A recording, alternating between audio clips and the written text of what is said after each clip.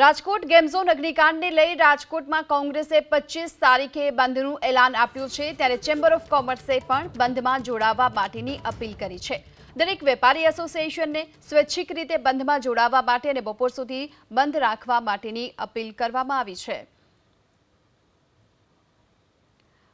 તો કોંગ્રેસે રાજકોટ બંધનું એલાન આપ્યું છે। આ એલાનને ચેમ્બર ઓફ કોમર્સે સમર્થન પણ આપ્યું છે અને બપોર સુધી બંધમાં જોડાવા માટે અપીલ પણ કરવામાં આવી છે। તો અગ્નિકાંડને લઈ 25 તારીખે બંધનું એલાન આપવામાં આવ્યું છે। ચેમ્બર ઓફ કોમર્સ બંધમાં જોડાશે। દરેક વેપારી એસોસિએશનને સ્વૈચ્છિક રીતે બંધમાં જોડાવા માટેની અપીલ પણ કરવામાં આવી છે।